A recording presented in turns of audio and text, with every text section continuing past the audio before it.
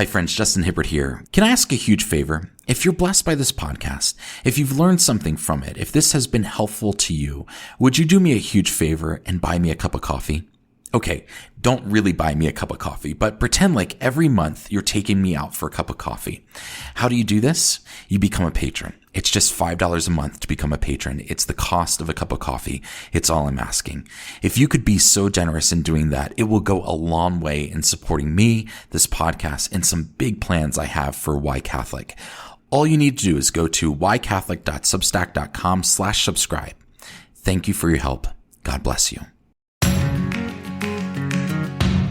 Hi, this is Justin Hibbard, and you're listening to Why Catholic, my podcast about the what and why of Catholicism. While normally these episodes are about 17 minutes long on various topics of Catholicism, every month or so I like to do an interview with someone who is living out their Catholic faith in a unique way. Back in episode 62, I talked about how not all Catholics are Roman Catholic. I mentioned that there are 24 sui juris churches that make up the whole of the Catholic Church. The Latin or Roman Rite is just one of those. Today I have the privilege of sharing an interview with a Melkite Catholic priest named Father Collin Nunis. In this episode, you'll learn a little about Father Collin's spiritual journey, what led him into the Melkite Catholic Church, some distinctives about Melkite Catholics, as well as how the Melkite Catholic Church is working to bridge the gap between the East and the West. Father Collin lives in Melbourne, Australia with his wife and 3-year-old son. He serves at St. Joseph's Melkite Catholic Parish in Fairfield, which is in the Melkite Catholic Eparchy of Australia, New Zealand, and All Oceania. Here's my interview with Father Collin Nunis. Well, thank you, Father Collin, for joining me today. I really appreciate it, all the way from Australia. Morning, everyone. Good morning. How are you? Doing well. It's evening here, so. What time is it? Sorry. Well, I live in Utah, so it's 6 o'clock here, but I think it's 10 o'clock your time, right? 10 a.m. my time. That's right. Yeah. All right, a day ahead. So let me know how Wednesday's going. Yes. And hopefully you can prepare for your Wednesday as well. So. Well, I'd love to start just by getting to know a little bit about your upbringing. Tell me a little bit about who you are and Sure. where you grew up, and especially like your Catholic upbringing. Sure. So first of all, I'm Colin. I'm a Melkite Catholic priest. I currently am assigned to the Melkite St. Joseph's Melkite Parish in Fairfield, which is a suburb, an inner city suburb of Melbourne, which is, a city in Australia, not Melbourne, Florida, but Melbourne, Australia, which is a major city, a major tourist destination. And I think we also received a bit of a bad rap during the years of COVID, having been one of the most locked down cities in the world as well. So that's the negative side of it, but we won't focus on that. I was ordained to the priesthood in the Melkite Catholic Church on the 20th of November 2022, and I've been and I'm incarnated into the Melkite Greek Catholic Eparchy of Australia, New Zealand, and Oceania. So I'm married to Agnieszka. We've been married for about 8 years now, and we have a little 3-year-old named Stefan, who actually turns 3 next week. So now, in terms of the upbringing, I grew up in Malaysia, and so I didn't grow up in Australia, and I certainly did not grow up in an Eastern church. I grew up Roman Catholic, or I grew up Latin.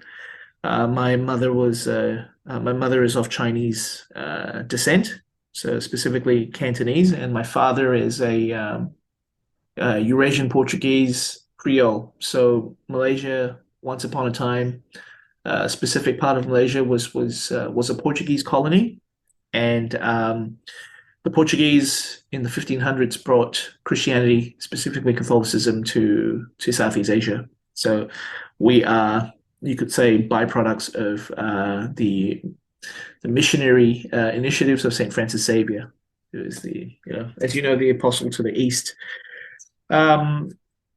So Catholic upbringing, I wouldn't say we were overly practicing. We went to church when we could.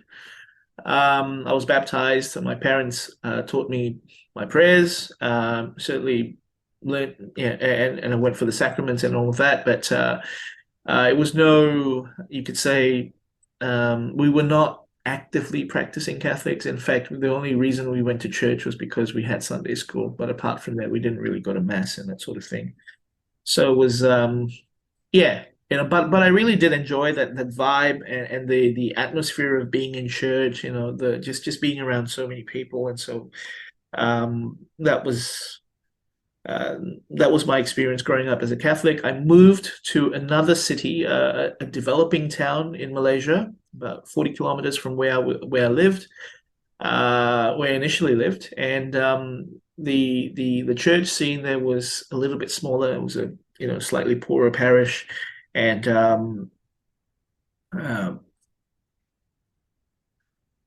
on the one hand, that was where I was motivated to get more involved in the church and to start going for mass. But at the one hand, it was also the place where I kind of, um, almost lost my faith for a little bit. And I started venturing out and exploring other different Christian groups. Um, started exploring different Christian groups, started getting more involved in those, and I didn't think that what I had in the Catholic Church was sufficient enough for me as a whole, and it wasn't enough. It certainly wasn't as attractive to me. I think, you know, uh, that was my impression as a Catholic, and then I kind of rediscovered my faith in my later teenage years and in my young adult years. I think by then I was a little bit more formed, or at least I had been exposed to a little bit more, and I kind of saw why people were, why people became Catholic. I read the literature, I understood, but somehow the experience, the lived experience of being Catholic where I was, just wasn't really gelling with me. Something was missing. And then I started exploring again, started exploring Orthodoxy before I decided that, no, this is also not for me. And home is really where the Catholic Church is. So, yeah, that is my upbringing in a nutshell, you could say.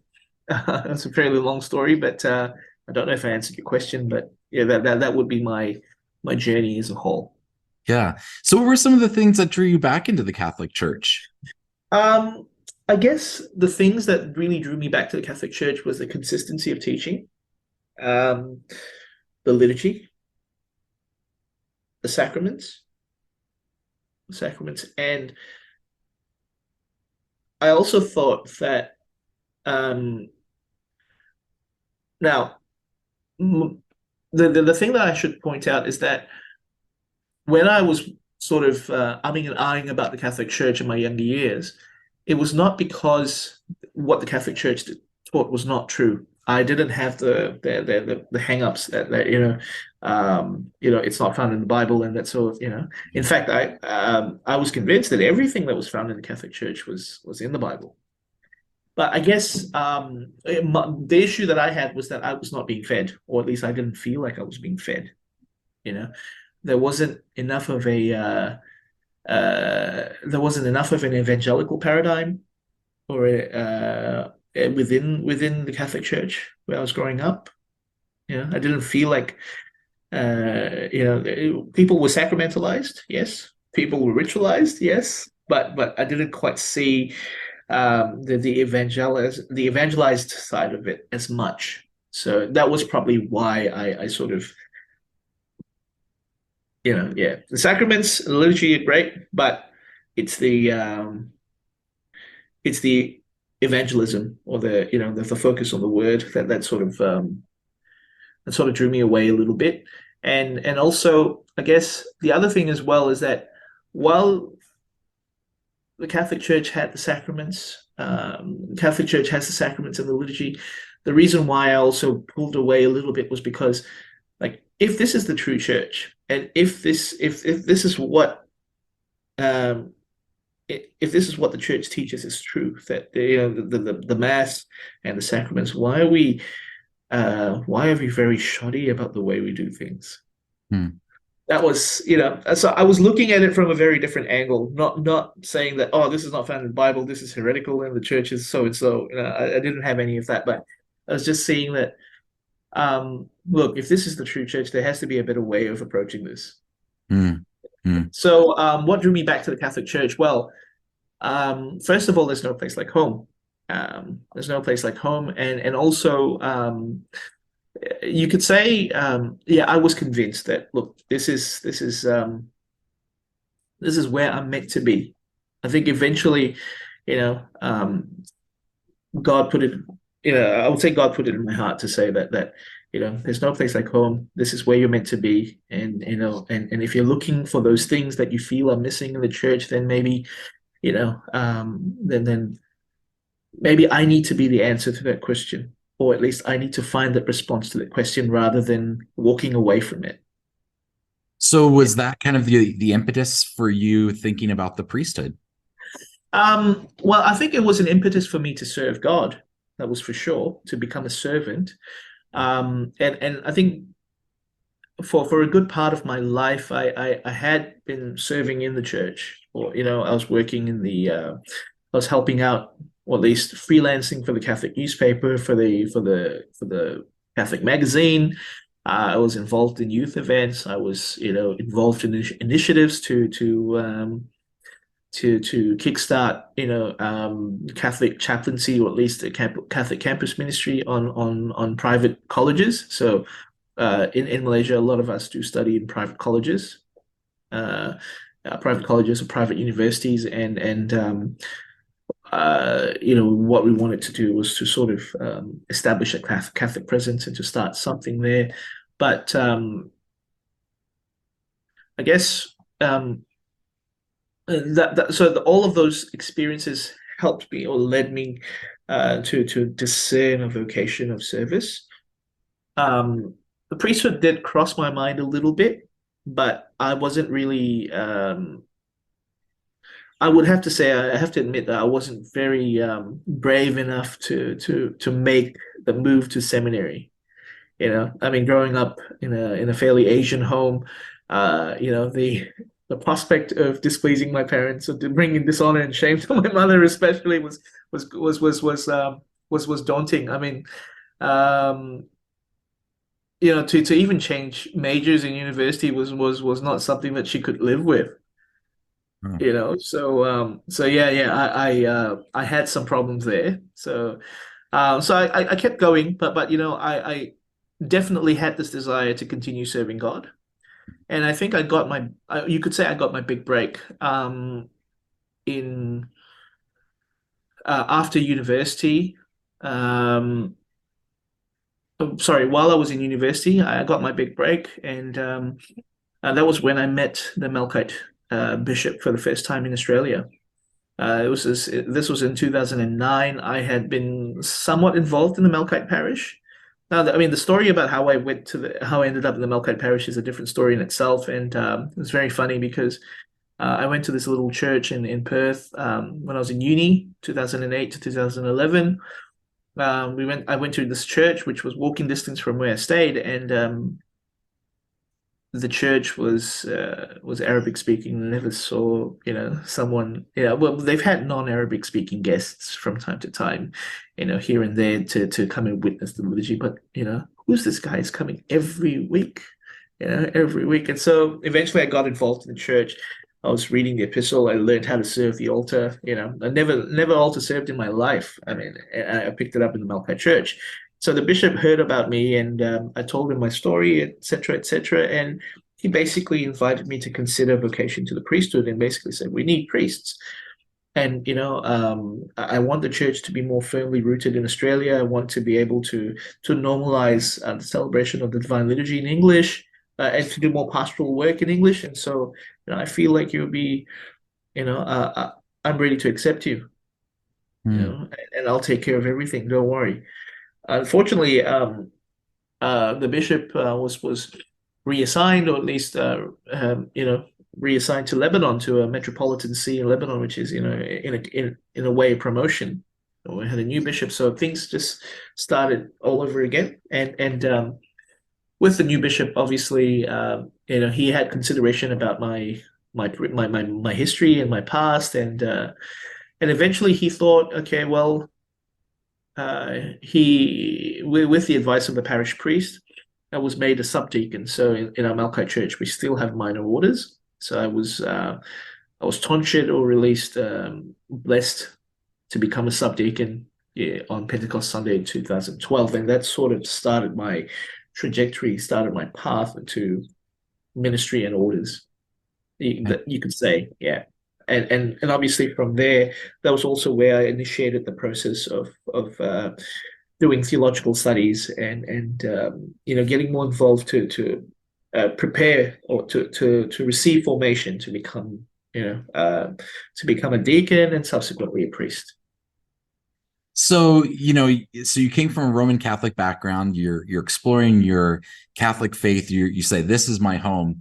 And what was it like going to a Melkite Catholic church? Did you even realize it was a Catholic church when you first went into the doors? Well, that's funny. Actually, I did have some awareness of who the Melkites were to begin with, because 2005, as you know, 2005, Pope Saint John Paul II, fell asleep in the Lord, and he had this major funeral, which was celebrated by, the late Pope Emeritus Benedict XVI. Well, at that time he was still Cardinal Ratzinger, and at the end of the funeral, there were these Eastern bishops who came, and they were praying at the coffin, sensing the altar, and they were sensing the coffin, and they were singing, chanting prayers in Greek and in Arabic.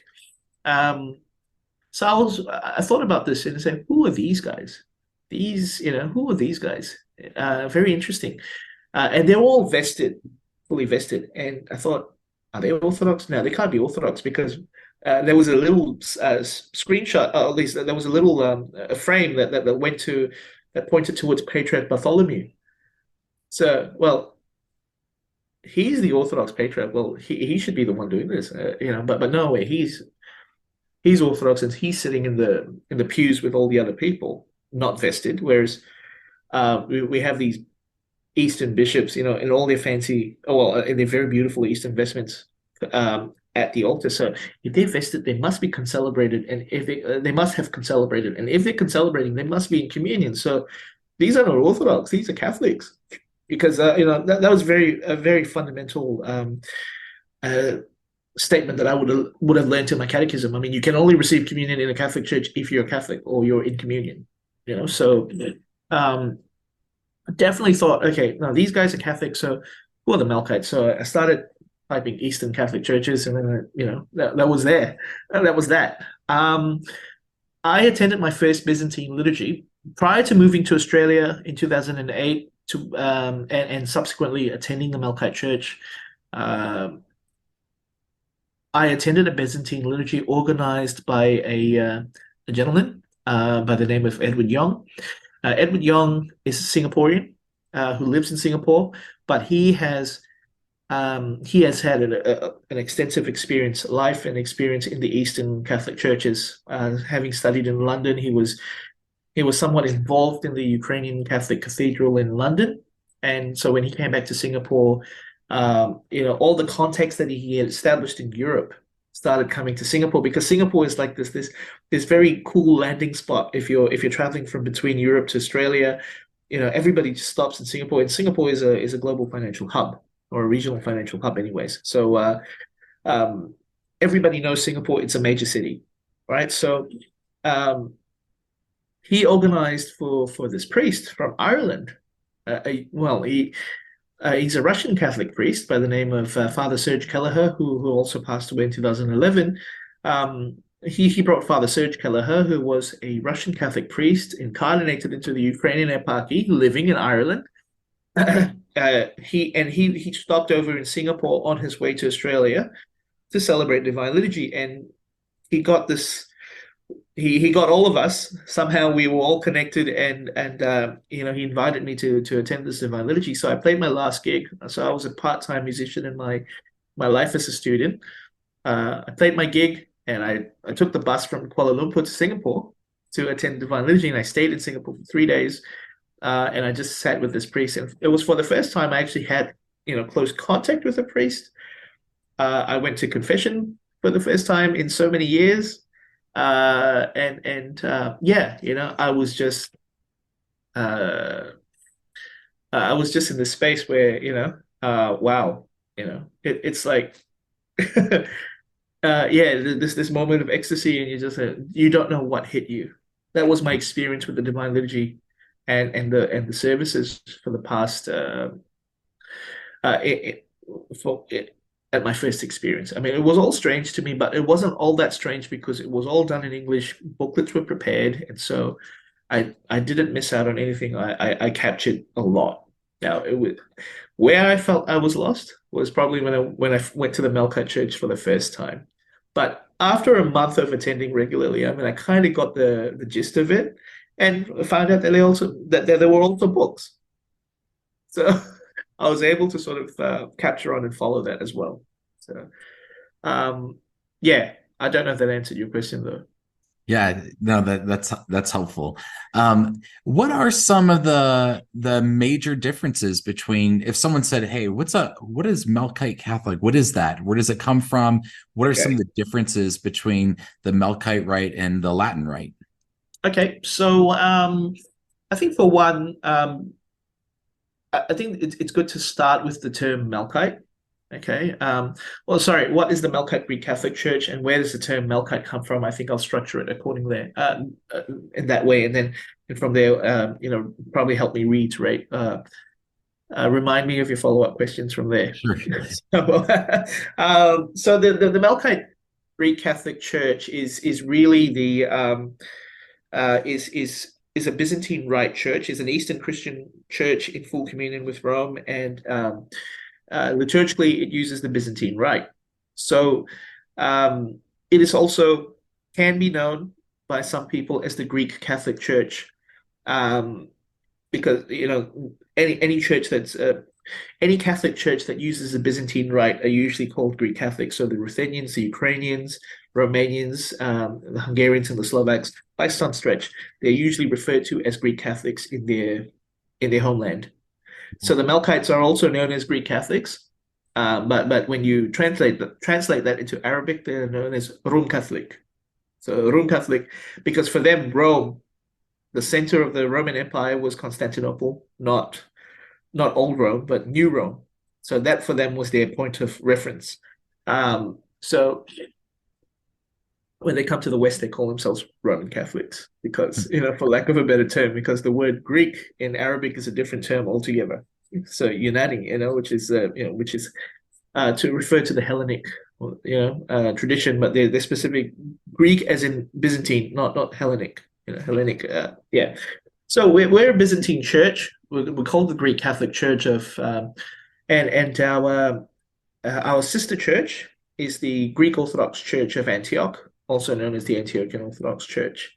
Depending on who you speak to, we are the only church, the only Byzantine Rite church that has a patriarch. So our patriarch is titled the Patriarch of Antioch, Alexandria, Jerusalem, and all the East. Okay, and while our church has its roots in the Middle East and the Levant, we are a transnational church. So I guess you could say we are one of those Byzantine churches where our ethos, or at least our foundations, are not specific to one particular nation. Not that it's a bad thing to be, of one particular nation, but um, as I get to the point about the term Melkite, and you'll understand why. And so our vocation is largely to bridge the gap between the East and the West. But I think, we've also somewhat played a role by bridging the gap between the nations in the Middle East where they are Melkite Catholics. That's one. But and also I think now with the diaspora, they're also bridging bridging the gap between Melkites of different cultures who come together and congregate in that one church. And usually the common denominator is a love of Jesus, a love for Scripture, and a love for Middle Eastern food. So, uh, In that order. I mean, if you ask Father Mitch Pacwa, I mean, like that's why he maintains. I think apparently that's what he says. He maintains being bi-ritual because of he loves the marinette, right? He loves Jesus, but there's also the good Middle Eastern food. It's a winning combo. So now, in terms of the word Melkite, what does the word Melkite mean? Now, to start with, you've got the Chalcedonian. In the history of the councils of the church, you have the Council of Chalcedon, which firmly defined and definitively defined the two natures of our Lord. Jesus Christ is both God, fully God and fully man, and negating or compromising neither. Yeah. So neither natures are negated or compromised. So for the people that acknowledged or accepted this, okay, because the opposing party saw this as an initiative or an intervening effort by the Byzantine emperor. Okay, um, those who followed the Byzantine emperor were called Melkites. So the word Melkite comes from the Syriac word melek, which means king. Right. And that's what. So in the early days when the term Melkite was used, it was actually a pejorative term. It was like a swear word. Like you say, you're a Melkite. It was a label, a derogatory label, for people who were followers of the king. But today, in today's day and age, I think by extension, anyone who is Catholic or Orthodox is by extension a Melkite because you're followers of the king. And the Catholic Church definitively, proclaimed Christ the King in 1925. In Quas Primas, which established the Feast of Christ the King in the Latin Church, obviously.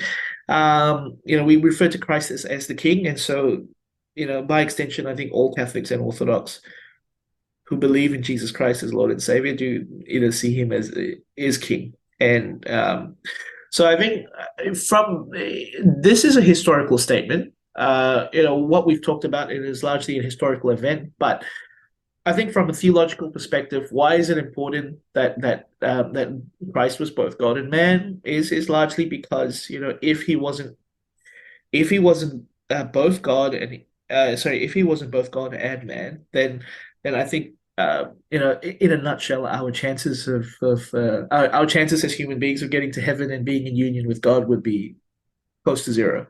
Mm-hmm. Yeah, and so I think that, to safeguard the truth of the incarnation and subsequently our salvation as well.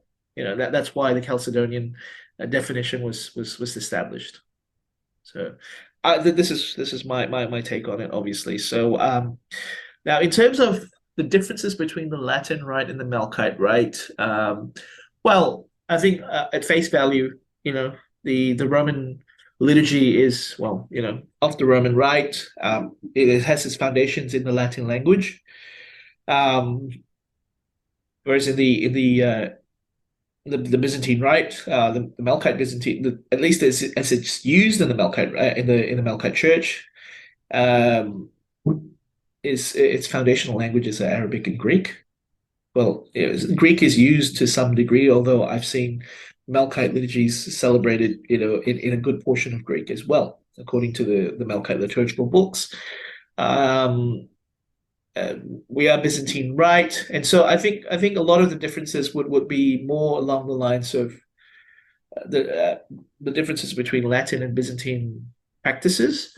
I think for a good portion of all of our liturgies, especially in the way that the church is set up, our liturgies are celebrated ad orientem. So our normal, we're talking, and our liturgies are celebrated in the vernacular. You know, I know that there's a movement within the Latin Church there is a movement within the Latin Church to restore the Latin in the language of in the liturgy, which I think is great. But at the same time, I know that's also there's also opposition to it. So yeah, we still use. Well, I'm not a big fan of the jumping around in languages because of the pastoral need. We do celebrate liturgies in both languages. Uh, uh, not just separately, but also when we celebrate the Arabic liturgy, we also see that there are people who are not Arabic speaking who come to the church and they still come for the Arabic liturgy. We try to cater for them by reading the gospel maybe twice, Okay. saying some of the prayers in English as well. Yeah. So a little bit of Greek, some Arabic, as well as sometimes you just English. English. That's Yeah. right. That's right. And if there are different language groups, well, we'll just try to cater for them. We're very flexible in that way. And I think my experience of being in my experience as well, some of the very distinct traditions at the Divine Liturgy is when the deacon or the priest proclaims the gospel in the Melkite Church, mother and children, there's always a mother and child that always comes up to where the deacon or the priest is proclaiming the gospel, and they stand there to hear the gospel. It's like, you know, yeah, I've never really understood the significance of that, but I found that to be a really, really beautiful practice. Sure. And these days, especially if you're celebrating a divine liturgy and you have many mothers and children present, they just flock up when the gospel is about to be proclaimed, and it's just such this wonderful feeling. I mean, it brings you back, or at least it gives you the picture of what what Jesus saw when he was, when he walked the earth and he was doing his ministry on earth. Mother and children just gathering and flocking around him to hear his teaching. It's wonderful. The other thing as well is we still maintain the three sacraments of initiation. So we do them on the same day. We haven't really broken the practice. We haven't really broken the separated sacraments of initiation. What I really do like is that on the 40th day after the child is born, we bring the child to the church for the first time, introduce the child to the community. The priest says a prayer of blessing over the mother and over the child, and brings the child into the church for the first time. And he has this little procession around the altar. Oh, that's cool. 3 times. And then as the priest is processing around the altar, as he finishes, he says he recites the Canticle of Simeon. Oh Lord, now that my eyes have seen the light, you may let your servant depart in peace. That little practice, yeah. So and also I think the fact that marriage in the Byzantine Church. Our marriage liturgy in itself is a sacramental liturgy, so we don't usually have the Eucharist at the wedding, and we usually encourage couples to receive the Eucharist on the Sunday following the liturgy. So then that way they have the package, if you will, marriage and the Eucharist. And while in the Latin tradition, marriage is the celebrants of the sacrament of matrimony are a husband and wife. So the man and the wife are the celebrants of the sacrament, and the priest is just a witness. In the Latin, in the Byzantine rite, in our rite, the priest is also needed for the invocation or the epiclesis. Okay. Yeah. So it can't just be a deacon. It has to be the priest has to be present. Always, yes, always the priest, because deacons, by definition and by virtue of their ordination prayer, they're not ordained for the service of for the celebration or the administration of the sacraments. Sorry, celebration of the sacraments. They can administer Holy Communion. They assist at baptisms. They can baptize in extremis. But because of the nature of the sacraments of initiation, where you have baptism, chrismation, at the very least, these two must be administered together in the Eastern tradition. These two are administered together. The priest usually is the one to do them, to be the primary celebrant or the key celebrant. It has to be the celebrant, the priest. Likewise with marriage as well, because of that priestly invocation, the priestly blessing, he also celebrates that. Okay. Yeah. And I know this is, there's a lot of discussion, at least in the Western Church or the Latin Rite, about the way we do baptism and confirmation or chrismation. I know that there are some that are under the impression that we should do it like the Eastern Catholics, where you do baptism and then you do chrismation right there. And then my understanding is you also do communion as well. First communion, is that correct? As part of that. So can you explain maybe the theology behind doing all three at the same time? Well, that's a good question. Now the reason why we do all three at the same time is largely, in the early days of the church, in the age of persecution, in the age of persecution, I think everybody goes through a maturity of the soul, or at least everybody becomes very mature as Christians because they know that their lives are in danger and they believe in Jesus Christ and they believe in his gospel and they would do anything for his sake. And that also meant receiving the sacraments. These days, obviously, the practice in the church is to sort of separate the sacraments, or even and even change the order. Now I'm not saying that that's right or wrong or anything, because it depends on the pastoral situation, pastoral need. Because in the Latin Church, you have the bishop as the ordinary minister of confirmation. As an Eastern Catholic priest, we have that ordinary faculty to chrismate. That's for us. So it has been a practice of the church, to chrismate, to baptize and chrismate, largely because there is a unity between baptism and confirmation. Baptism is that initiation into the body, and subsequently, confirmation is like a strengthening of that faith that's been given to you, strengthening of that spirit that has just been given to you. That's why we say the seal of the gift of the Holy Spirit. You are sealed. Basically, baptism is like signed, sealed, delivered. For the mission of Christ. So we're signed, sealed, and delivered for the mission of Christ. That is possibly why, at least, we've maintained that tradition. Now, why didn't we move on with that? Adapting to the practice where the Latin Church, like the Latin Church, where first of all they separated baptism from confirmation. I mean, it's due to pastoral need. We've got situations where the bishop can only come to a specific a place in his diocese once a year, or he could even go to, or he can only visit, not even once a year sometimes. Sometimes dioceses are just so remote. The space of a diocese that it can be big. But I think bishops do genuinely make an effort to be at their parishes once a year. So it largely comes from that understanding that the bishop is the ordinary minister of confirmation. Now, as to why Holy Communion is received at a later age, as you know, there is this thing about the age of discretion.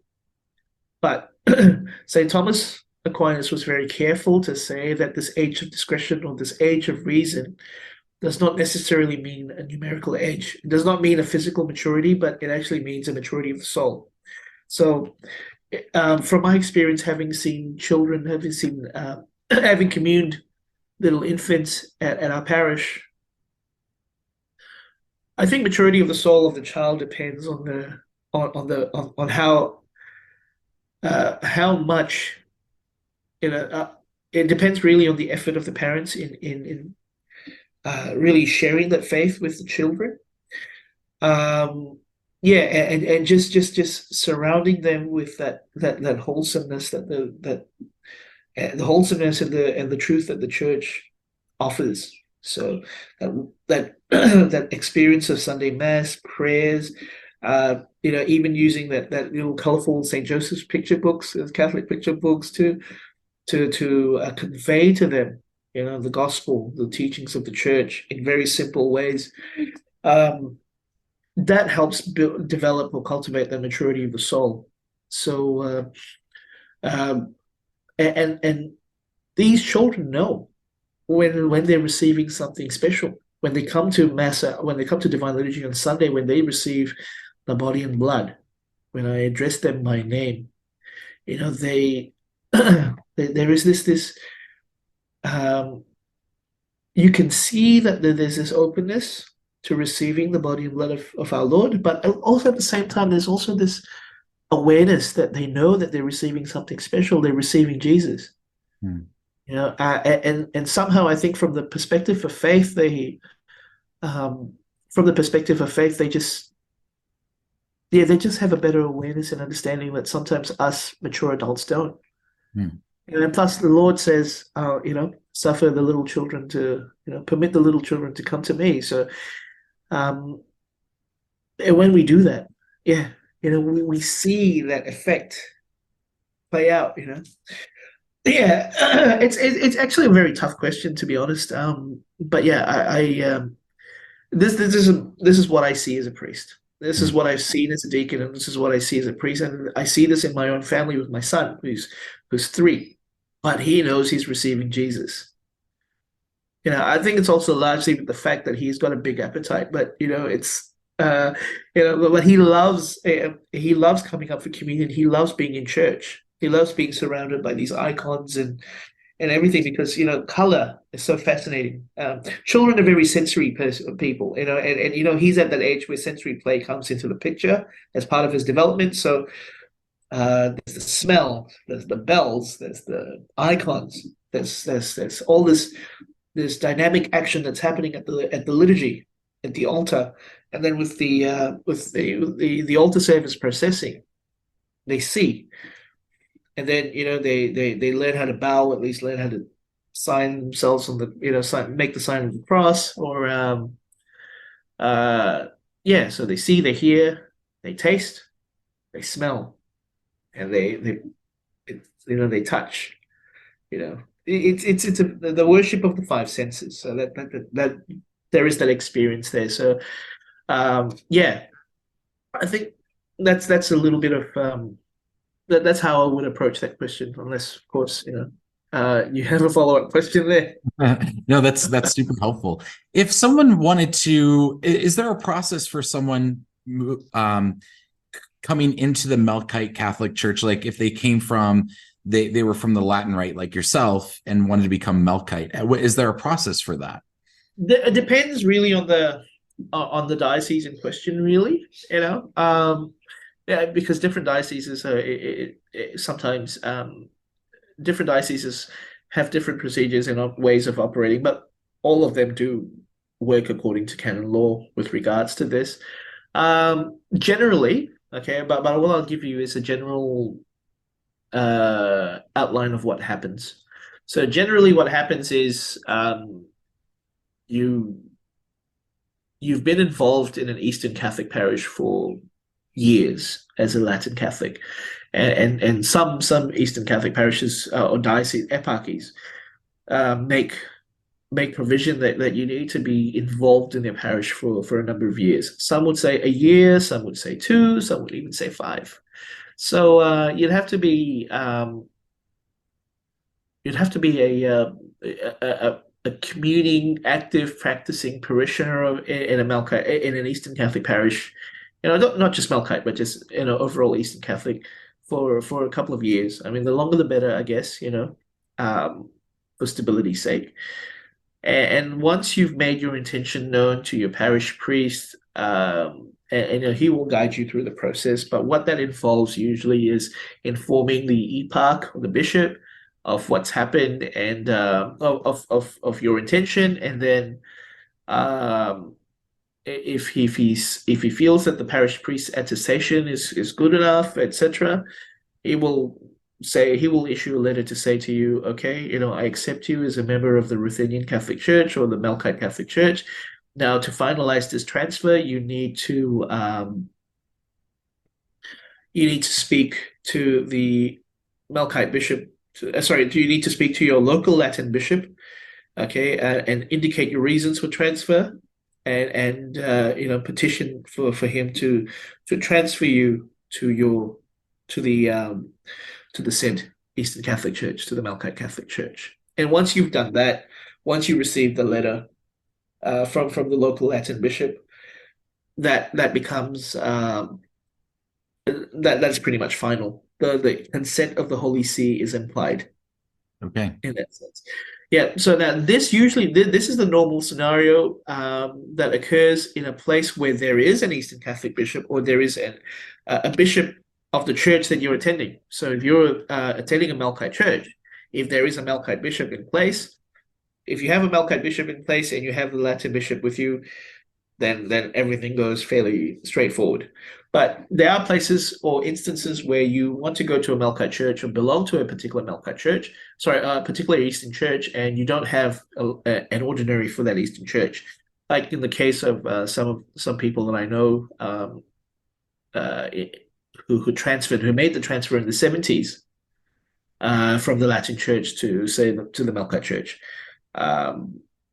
The usual norms are you would talk to the local ordinary, and you will have to get consent from the Holy See. So that means your petition goes to Rome to transfer your prescription. Yeah. But when you have bishops in place, it's very easy. Okay. Yeah.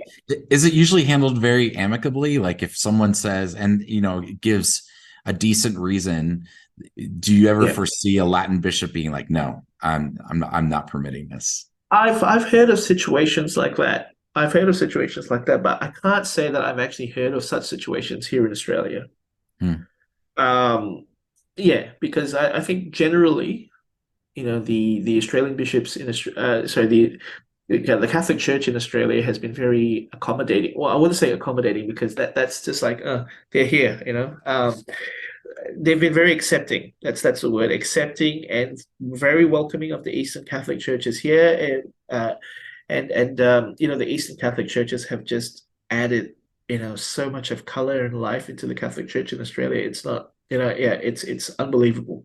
And everybody pays credit to everyone in Australia, in the Australian Church, pays credit to the Eastern Catholic churches in Australia for the efforts, making the Catholic Church in Australia this rich and vibrant place to be. So from the Australian perspective, not really, but I can see that in some places I've heard of obscure situations where the petition for transfer has been rejected because the reasons were not sound enough. Now, obviously, you can't approach a Roman Catholic bishop and say, I want to join the XXX Eastern Catholic Church because they allow married priests. That's not going to fly, That's not going to fly with a lot of people. And if I was a Latin bishop looking at that, I say, well, you're leaving for the wrong reasons. I can't really approve that. So you have to really find the right reasons to do so. So it does involve discernment and prayer as well. What is I don't know if you can speak to this or if you can speak broadly to this, but I know I'd love to know kind of the thoughts of Eastern Catholics in the communion with Roman Catholics. Like I know that there's a lot of Roman Catholics that have no idea that the Eastern Catholic churches exist. I know, as a Protestant, I didn't know anything about Eastern Catholics. I was always like, you mean Eastern Orthodox, right? And so I wonder, like, is it, are you always trying to like, hey, we're here guys, or how is that? I think there's a little bit of that, especially since I became a deacon. I started attending, so for background, I studied theology with a lot of the local Roman Catholic seminarians. So how it works in Australia is that you've got houses of formation. So seminaries become places where they live and receive their non-academic formation, but the actual academic formation takes place in a college or a university setting. All right, so in Australia, theological studies or ecclesiastical studies would take place in a college.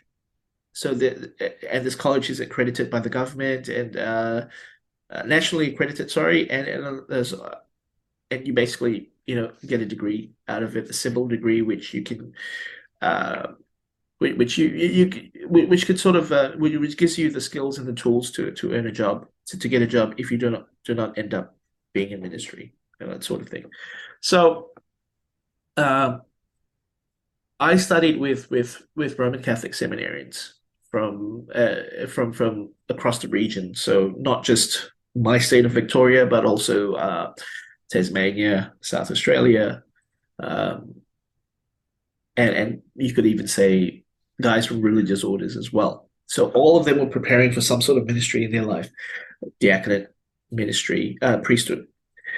So I think I spent a lot of time. I guess my enrollment in their classes, because basically, as I was studying as well, I had to use the guideline that they used to choose your subjects of study for ecclesiastical studies, which is what we call the Ratio Fundamentalis.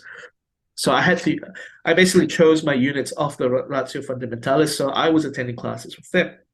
So in a way, and this was not intentional. I mean, this is actually like serious business. Like if you're actually seriously considering becoming a Catholic priest, anything that you study needs to be worked off the Ratio Fundamentalis. So by virtue of doing that, I think I was already sort of saying, "Hey guys, we're here, we exist."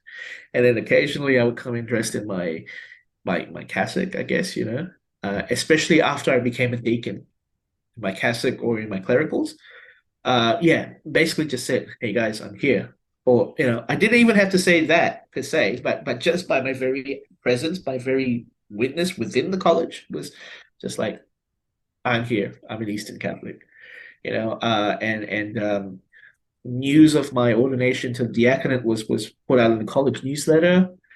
News of my priesthood was actually published in the college newsletter as well, with the list of ordinations. So it was very handy for that to happen. So in a way, I did a little bit of the legwork, but then after the college just tuned on and said, "Yeah, Collin's a priest," they know, and they just say, "Okay, so we're putting his name in there," So, and ordinations. When I started going for my friends' ordinations, I was vested differently as well. So that raised questions. Say, what are you? Why are you not dressed like these other guys?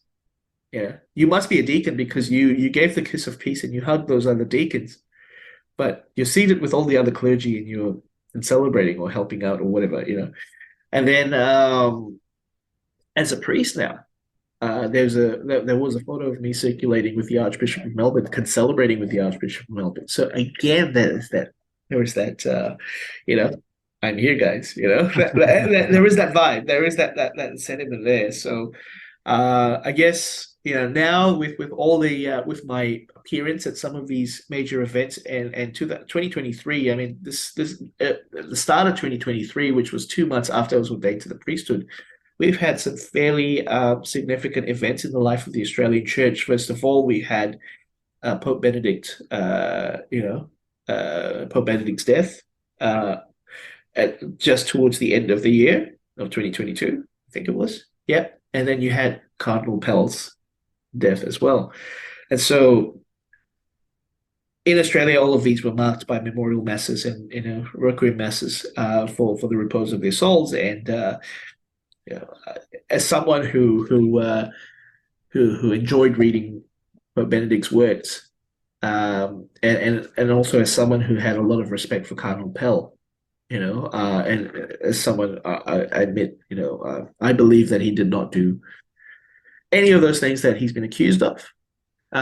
It was an opportunity. It was, I guess you could say, it was an opportunity for a lot of young priests to congregate and gather and pay tribute to these two great men, because all of us priests who, so you could say priests who have graduated or at least who have been ordained in the last 10 years, I'd say. We've all read some Benedict, not the whole corpus, but some of it. A lot of And books. we've all been inspired by Cardinal Pell, and his Iron Man approach to the faith, you could say. Yeah. Well, if someone were to ask you, "Hey, why aren't you Eastern Orthodox?" and you'd mentioned earlier your sister church is the Antiochian Orthodox Church. Yeah. So tell me a little bit about that relationship, but also maybe why you're Eastern Catholic and not Eastern Orthodox. Sure. Okay, so this is not an easy question. As I mentioned, I considered becoming Orthodox years ago. But obviously this was before I found the Eastern Catholic churches, and certainly before I found my vocation in the Melkite Catholic Church. I would say, why did I not become Eastern Orthodox? Well, I guess my personal history in the Catholic Church, and my circumstances in life eventually did not allow me to leave and become Orthodox. And my wife is a Polish Catholic. I mean, that will not fly if I chose to become Orthodox. First of all, and obviously, my extended family, like my grandmother, my grandmother, my extended family, of those who are practicing Christians still are Catholics. So, I still wanted to be able to relate to them because, I mean, I would say, like I'm not perfect. I'm not, but I'm a practicing Christian. I believe in our Lord, uh, and I wanted to belong, and so there is that family tie, that which led me to remain Catholic. Um, so, and the other thing as well is that being or becoming Orthodox, as much as I was tempted to do it, you never really know what's on the other side as well. You think that the grass is green on the other side, but it's not quite. I mean, Orthodoxy has its own. The Orthodox Church has its own issues, pastoral and social, etc. And sometimes a lot of these problems, they don't just go away very easily, or at least on the surface they look like problems. They're actually not problems. There are many examples of that which I can give. It's probably going to be hard for me to process, but um, there are problems, but they just don't seem like problems. And a lot of these problems are not really problems in the Catholic Church. We have something to deal. There are ways to deal with them, and I feel like, in my personal experience, in the Catholic Church as well, is that well, I guess this is the one thing that really sort of helped me remain Catholic as well. Prudence and wisdom. So in the Catholic tradition, or at least as taught by Aquinas, these are virtues, right? Prudence especially. Prudence, yeah. Prudence in on the one hand, obviously prudence in moral judgment, but prudence in pastoral situations, prudence in a lot of things. I mean, this was the key thing because I've met a lot of people across the board who rattle off what the church teaches, who rattle off canons without thinking about the situation, without even stopping to breathe, consider the aspects of the situation. And I think more so my desire, or at least my decision to remain a Catholic, was firmly validated as I prepared to become a confessor. As I prepared to hear confessions, I was sitting down and we were going through the basics of moral theology all over again. So we had all done our. So these were a bunch of guys in us, 11 of us in this class. We had all done our moral theology. We had all done pastoral care and everything, and we were just going through all of these things again and again, like what makes a mortal sin? What makes a mortal sin? How do you deal with issues of How do you deal with matters of formal and material heresy? I mean, these are very specifically Latin technical theology. This is very specific Latin, and they find their basis in the Western tradition. But it really helped me to see that, it takes a lot for the Catholic Church to consider something a sin. Because of the whole distinction of what's mortal and venial sin, and what makes a mortal sin in itself says to me that, yeah, you know what? A lot of these people, yeah, okay, well, a lot of us are sinners, but how many of us actually have full consent and full matter when we become full consent and full knowledge when we commit these sins? So it takes a lot, and as I learned how to become a confessor as well, I realized how merciful we're meant to become. I mean, we're supposed to be just, but at the same time, we're taught to be gentle, pastoral listeners as well. And so I think this, and together with the prudence as well, these were the things that sort of helped me remain Catholic. And obviously, to borrow the words of Bishop Robert Barron in his book Catholicism, I think there's something about the incarnation that we take really seriously. I mean, we overplay the incarnation. So it's not just something that we see in our rituals, in our theology, but also in the art, in the works of mercy that we do. That for me is a very big thing. Now, having said this, though, I mean, I do believe that the Catholic Church and the Orthodox Church, they share the same faith. They share the same. We profess the same creed. You can find, you can find elements of the Catholic faith in the Orthodox Church. You profess the same creed. We have the same fundamental dogmas, sacraments. There's apostolic succession, but obviously, what I've just mentioned there, I think those are the key things that are missing. That's something they haven't. That's something that's really missing, and in saying this though, I cannot convincingly say to someone, "Don't become Orthodox." I mean, at the end of the day, we're all adults with our own rational.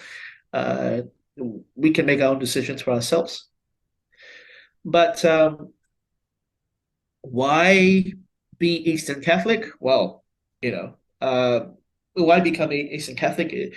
You get the treasures of the East. You have one foot in the other. You enjoy the treasures of the East, and you also learn how to appreciate in an ironic manner the treasures of the West. You don't see the two as competing with each other, but complementing one another. So you start, as Eastern Catholics, we start to find the things that people say, find the things in the East and the West that oppose each other, and we're there to find the terminology, the language to try and say, no, hold it. They're actually both saying the same thing. It's just that the language used is just the terminology and the tool set, the toolkit that's being used to expound on these things are just different. So a very good example is a good website, or at least a good resource that's helped me help relate being Eastern Catholic to Roman Catholics and also to Orthodox is east2west.org by Father Deacon Anthony Dragani. So Father Anthony Dragani is a deacon in the Ukrainian Catholic Church, and he maintains this website, east2west.org, east2west.org, and he really looks at the big picture. So, because of that, dogmas like the Immaculate Conception make sense. Dogmas like the Assumption of Mary makes sense. Purgatory makes sense, because a lot of these things at face value don't quite make sense to the Orthodox, but they do to us as Eastern Catholics. Why? Different semantics, different toolkit, different terminology, and we understand both sides. We understand both sides very well. That's possibly why I would say be Eastern Catholic. So you really get a sense of both sides, not just liturgically, but everything. Yeah. Actually, I'm gonna be interviewing Father Dragoni in a couple of weeks. So cool. So he'll be here as well. So yes, thank you for that segue, and I'll certainly put the link in the show notes as well. So you mentioned that the Melkites, like one of your missions is to be a bridge between the East and the West.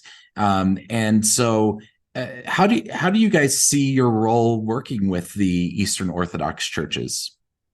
Well, I think overall we've had a very good we've had certainly at least in the last 60 years, to my knowledge, at least in the last 60 years, we've had a better working experience with the Orthodox Church. In fact, as the Second Vatican Council came to reality, I mean, as it was about to happen, when wind of it got out to the rest of the world that Pope John the 23rd is convening this council. Patriarch Athenagoras, the Greek Orthodox patriarch at that time, I don't remember if it was him, probably is. He actually conveyed to Patriarch Maximus the Fourth, who was the patriarch at that time, and he was leading the Melkite delegation to the Second Vatican Council.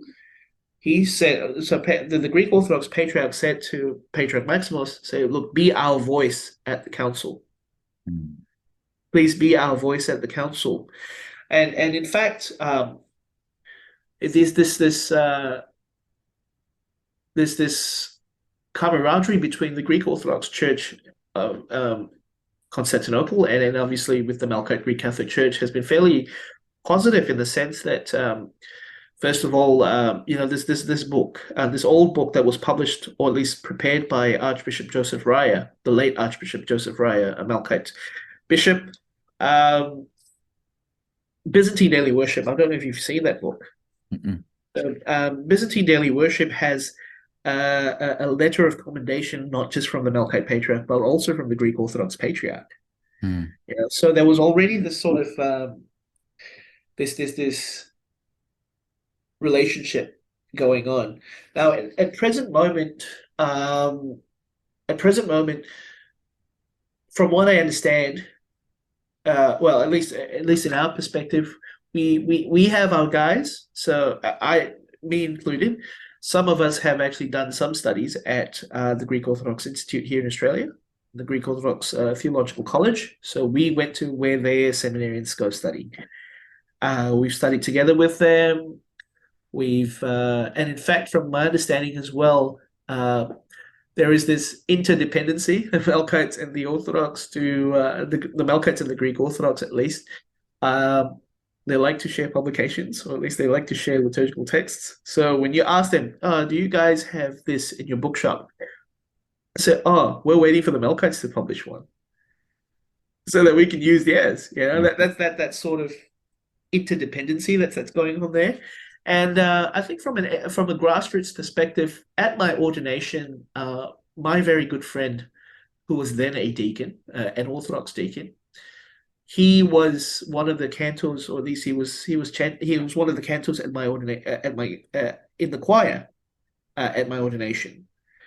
So and similarly, for Agape Vespers on Easter Sunday, they invited me to be one of the proclaimers of the gospel. So in the Orthodox tradition, I don't know if you know this, but there's this practice on Easter Sunday where they to celebrate the resurrection of Christ, they proclaim the gospel, the appointed gospel of the day in different languages.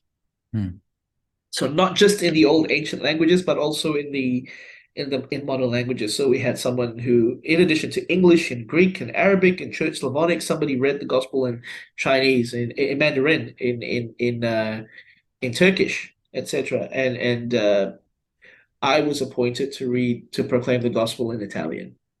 So I went as a layperson. I was a deacon, but I was given the layperson parts, obviously. But still, it was an honor. It was an honor for the Greek Orthodox bishop, or at least the Greek Orthodox Metropolitan of Australia, to consider me, to say, invite your friend, come. I'll give him the blessing. Come. It's just let's all just be one.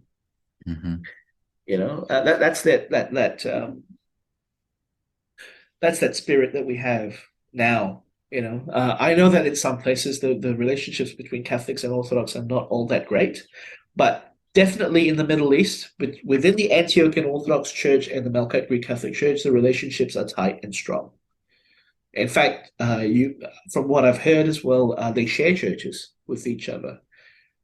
And we share churches with each other. So there will be one church in a village first the Melkites use it for the Divine Liturgy, and then the Orthodox use it for the Divine Liturgy after that.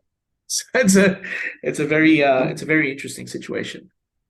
So, I know there's been a ton of effort, I guess probably since Vatican II, maybe even before that, to try and bridge that gap between the East and the West. And I know Pope Francis has made a number of efforts to extend goodwill towards the Orthodox, and talks of, maybe one day there will be communion again.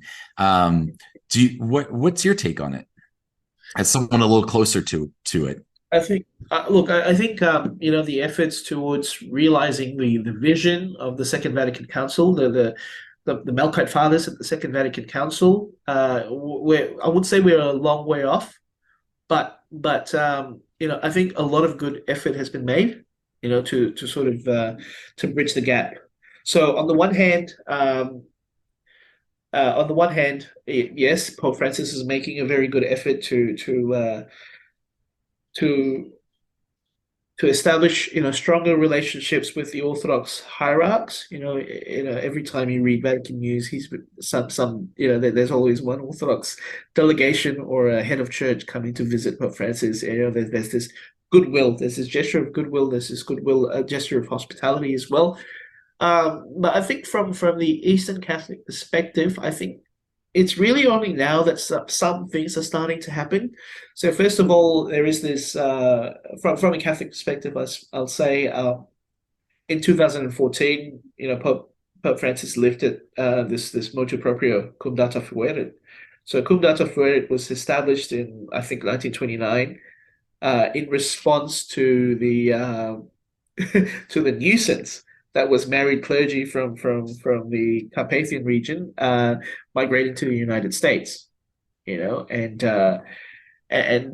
because Roman Catholic bishops had very little understanding of who these Eastern Catholics were,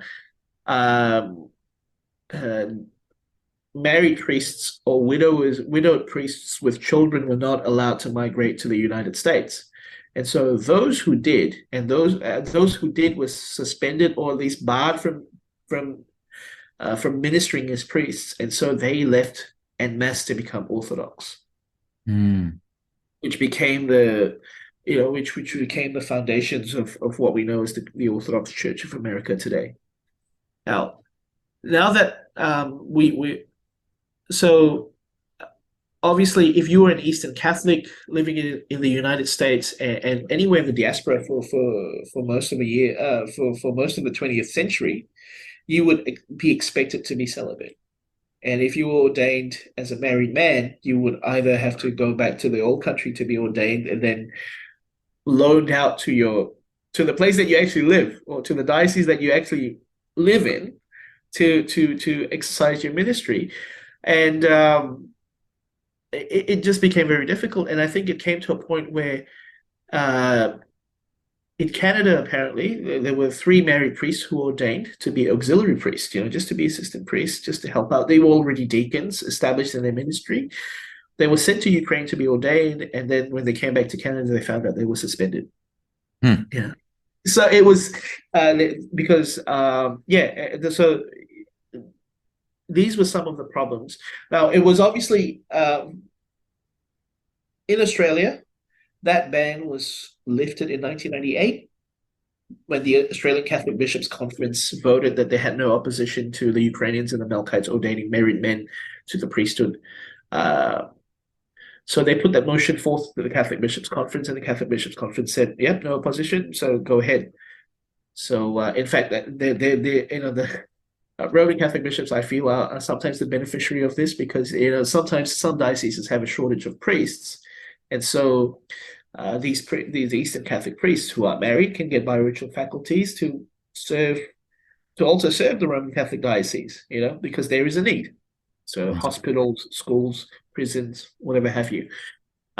So when Pope Francis lifted the ban in 2014, that I think was a magical moment, I guess, because now an Eastern bishop is free to ordain someone to the priesthood without interference from the nuncio or having to, yeah, there's no need to make life difficult anymore, right? Right. And he's also harmonized the codes of canon law, the Eastern and the Western codes of canon law, with regards to the administration of the sacraments of marriage and sacraments of marriage and initiation. So very clearly in the Latin code now it says that if you're if the child that is going to be baptized or the party that's going to be married, if one of them is Eastern Catholic, then the deacon cannot do that anymore. So Hmm. he's already safeguarding the Eastern Catholics in the Latin Code of Canon Law. Hmm. He's definitively setting that in stone. Now, what was once presumed or implied is now set in stone and completed. It's final. So he's doing a lot more of that as well from the Catholic perspective. And obviously, with the whole synod on synodality, I don't know what people think of that. Obviously we pray for the synod on synodality as the Holy Father is called for. I was involved in some of it as well. What I've noticed as well in the list of participants coming out for the synod and synodality is that all the heads of the Eastern churches are involved in that. And in fact, I think he's given some of the key driving roles of this gathering to some of the Eastern Catholic bishops and patriarchs. So Eastern Catholic priests are definitely pariti on this thing as well. And even in Australia, in our regional our regional deliberations as well, as we were responding to the Instrumentum Laboris or the working document, sorry, we Eastern Catholic churches in Australia were given a specific say. We were not just absorbed by the Australian Catholic Bishops' Conference. Even though we're part of the Bishops' Conference, we were given a separate voice. We were allowed to, or at least we were encouraged and even asked to provide our own feedback, our own experience as Eastern Catholic churches within the Australian within the Australian milieu to respond to the Instrumentum Laboris, which I think we did a very good job. Hmm. That's really interesting. I didn't know a lot of that history, so thank you for filling me in on that. Sorry. Yeah. No, that's fascinating. Do you have time for one more question? Sure. Yeah. Hit me. So you mentioned marriage, and in the Eastern Catholic churches that it's common for priests to be married, and I would say it's such a strange thing. Coming from a Protestant world, we all just assumed if you're a Catholic priest, you are not married. Yeah. But you are married and you have a child, and I think you have a job on top of being a priest. So tell me what your week typically looks like and how you juggle it all. Okay. Yeah. So yes, I'm married with a 3-year-old. My wife works 2 days a week, and she's also someone who is interested in ministry as well, but she's going through the professional path of becoming a counselor. So that's counseling and psychotherapy. That's also a very important part of it's an important tool for ministry. So what my week looks like is I work Mondays to Fridays 9 to 5. I work as an IT consultant. So my background is in software engineering. So I work I work with code. I work with tools and I work with the cloud as well. So if any of that language means anything to you, then you're safe. But if not, don't worry. I mean, I just look at the screen all day and type away. So we change keyboards every 3 months. So that's my day job. What my day typically looks like is on Mondays to Thursdays, my son goes to daycare. And so my wife works 2 days a week, and the other 2 days are spent on her studies and for her to just catch up on house chores and stuff.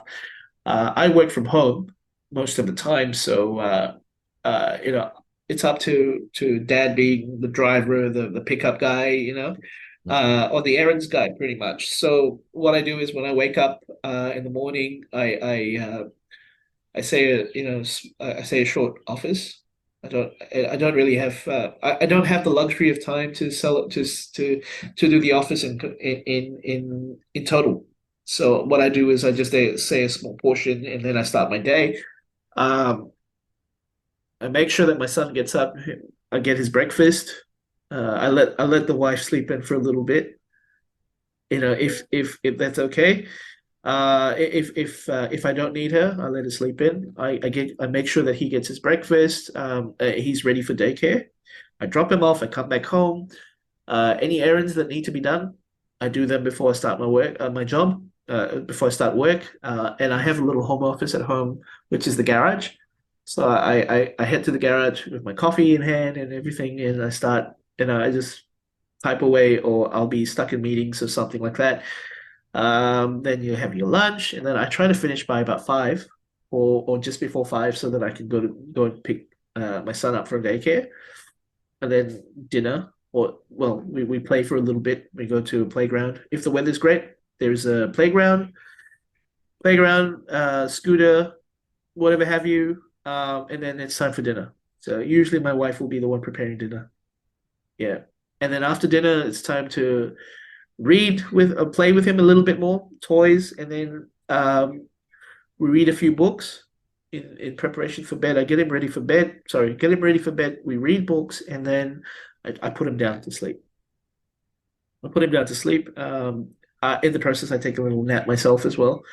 I wake up after he's down. I wake up and I start doing whatever I have to do. So that's my quiet time. And then there's also some time that I make time to catch up with my wife on things, just to talk and just to catch up and just see how she went with her day. Yeah. Yeah. And so I'm usually in bed by midnight, and I'm up again at about 6:30. Yeah. It's very go, go, go. Yeah, for So sure. yeah. So when we have holidays, it's also very uh it's proper as well. So we really go on long holidays, when we try to. So that's on weekdays. That's on weekdays. On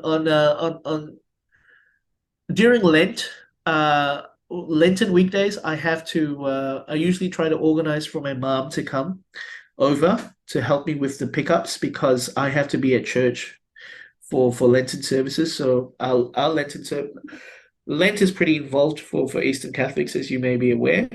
So we have services almost every day during Lent, in the evenings. So Lent and Holy Week are our toughest periods, and this year was my first year as a priest during Holy Week, and yeah, Go on, huh? it was it was a very, very intense week. Things sort of slow down during Easter, but yeah, we were on Sundays. I'm usually up the first. I'm the first person to be up. I try to rally everybody to be ready, so that we can be at the church 30 minutes to 45 minutes before liturgy starts, so that that gives me enough time to prepare. Yeah. Yeah.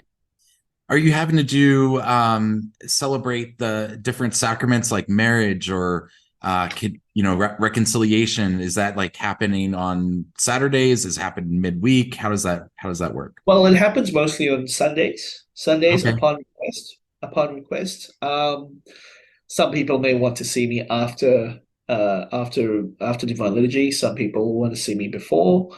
I accommodate as and where I am able to. Um, yeah, I've not had this experience yet, at least in the Melkite Church, of having en masse confessions. Like people coming in, like at a penitential service, and Hmm. so it's not that I guess we haven't really organized that. We leave it to the people's discretion to come to confession.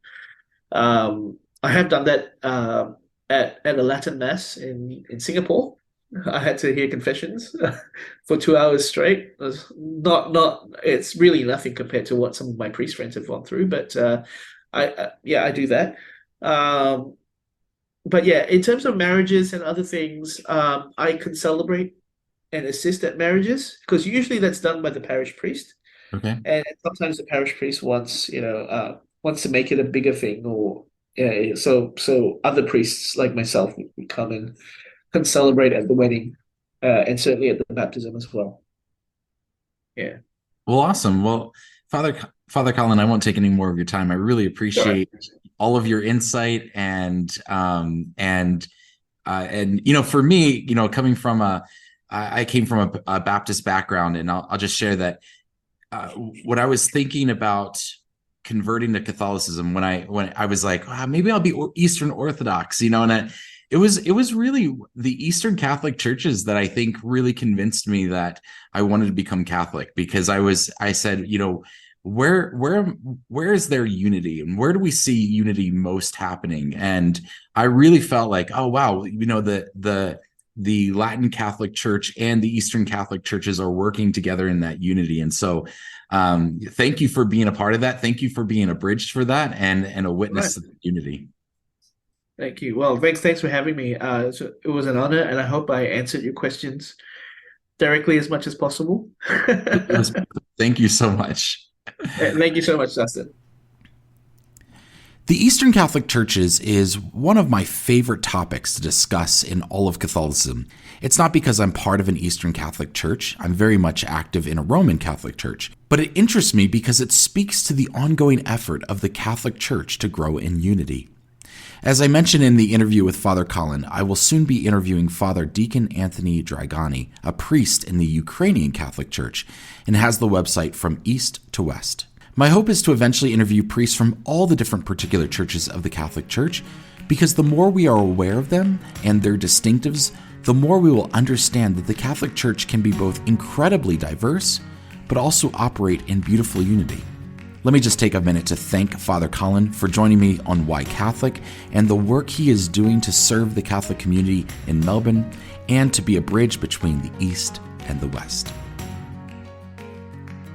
Thank you for joining me for Why Catholic. Be sure to subscribe to Why Catholic wherever you get your podcasts. And you can also subscribe to my Substack site and get the next episode in your email inbox. As a subscriber, you get a special discount code to the Why Catholic Etsy store. If you've been blessed by this podcast and you're feeling generous, there's also a way to financially support it, and patrons get some extra perks. To become a free subscriber or a patron, just go to whycatholic.substack.com/subscribe. Also join me on Instagram at whycatholicpodcast, all one word. Thanks again for listening. My name is Justin Hibbard, and this is Why Catholic. God bless you.